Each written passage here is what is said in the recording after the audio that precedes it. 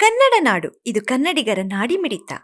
ವಿಜಯನಗರ ಜಿಲ್ಲೆಯ ಹೂವಿನಹಡಗಲಿ ಪಟ್ಟಣದಲ್ಲಿ ಇಂದು ಬೆಳಗ್ಗೆ ಭಾರೀ ಆತಂಕದ ವಾತಾವರಣ ನಿರ್ಮಾಣವಾಗಿತ್ತು. ಪಟ್ಟಣದ ಪ್ರಸಿದ್ಧ ಜಿಬಿಆರ್ ಕಾಲೇಜು ಮುಂಭಾಗದಲ್ಲಿ ಸಿಎನ್ಜಿ ಸಾಗಿಸುತ್ತಿದ್ದ ವಾಹನವೊಂದರಲ್ಲಿ ಏಕಾಏಕಿ ಗ್ಯಾಸ್ ಸೋರಿಕೆಯಾಗಿ ಸ್ಥಳೀಯರು ಬೆಚ್ಚಿಬಿದ್ದಿದ್ದಾರೆ.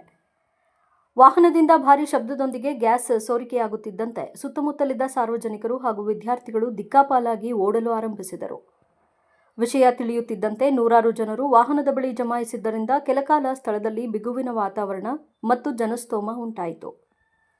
ಘಟನೆಯ ಮಾಹಿತಿ ತಿಳಿಯುತ್ತಿದ್ದಂತೆಯೇ ತಕ್ಷಣ ರಂಗಕ್ಕಿಳಿದ ಅಗ್ನಿಶಾಮಕ ದಳದ ಸಿಬ್ಬಂದಿ ಸ್ಥಳಕ್ಕೆ ಧಾವಿಸಿದರು. ಸಮಯ ಪ್ರಜ್ಞೆ ಮೆರೆದ ಸಿಬ್ಬಂದಿ ತ್ವರಿತವಾಗಿ ಕಾರ್ಯಾಚರಣೆ ನಡೆಸಿ ಅನಿಲ ಸೋರಿಕೆಯನ್ನು ನಿಯಂತ್ರಣಕ್ಕೆ ತಂದಿದ್ದಾರೆ.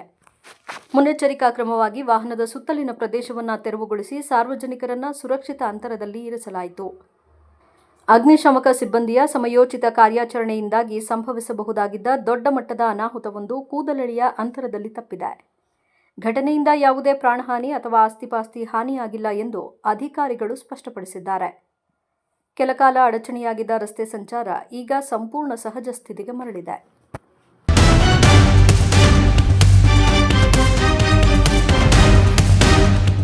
ಸಮಗ್ರ ಸುದ್ದಿಗಳಿಗಾಗಿ ತಪ್ಪದೆ ನೋಡಿ ಕನ್ನಡ ನಾಡು ವಾಹಿನಿ.